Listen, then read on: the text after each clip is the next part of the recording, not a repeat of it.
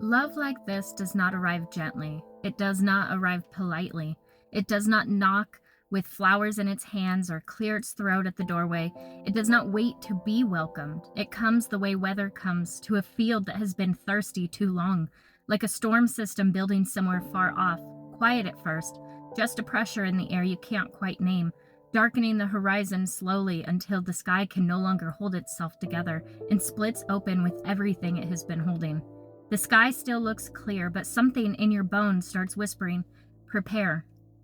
And then the wind shifts, not violently, not yet, just enough to lift the edges of you, to make your thoughts scatter like leaves that didn't know they were loose. You call it excitement then, call it curiosity, call it coincidence that they feel like home before you've even learned the floor plan. And the clouds, they're already gathering.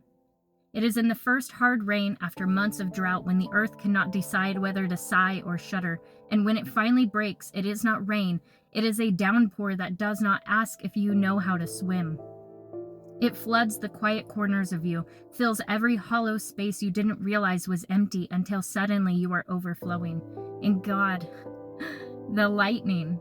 The way they look at you and something electric cracks open the sky inside your chest. It is lightning finding the tallest tree, not out of cruelty, but because some things are born to be struck into brilliance. There is no language for that, only brightness, only the brief, blinding understanding that you are seen fully. And then there is nowhere left to hide. Thunder follows, always, loud, unavoidable, shaking the foundation of everything you thought was steady, because love like this is not soft terrain. It is cliffs and oceans. It is standing at the edge of yourself and realizing you could fall and wanting to anyway. It is the ocean, beautiful, and still it pulls ships under. It is wildfire, beautiful, and still it leaves the mountains smoking and unchanged. It is a canyon, beautiful, because something kept breaking it for centuries and called it becoming. To be loved intensely is to become landscape. To feel rivers cut through you where there was once only stone. To feel whole forests lean inward at the sound of one name. To feel your ribs turn into branches heavy with storm birds, your pulse into hoofbeats across an open plain. It is roots digging deep even as the storm rips at your branches. It is learning that you can be both the tree and the weather that breaks it. That is what love does. It remakes the body in the language of disaster and wonder. You do not simply feel it, you survive it, you bloom under it, you lose sleep to it, you become tidal, moon-drawn, full of impossible hungers and salt. Even your silence changes. It starts sounding like snow, gathering on pine limbs like the hush before an avalanche, like the strange sacred pause the whole world takes in right before it gives in.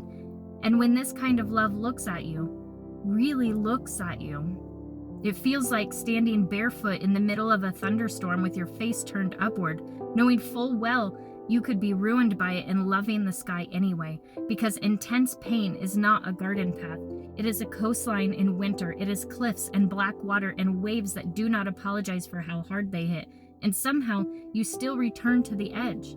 Still offer your chest to the wind, still call it holy when it tears through you, still say yes to the flood, to the falling, to the magnificent undoing.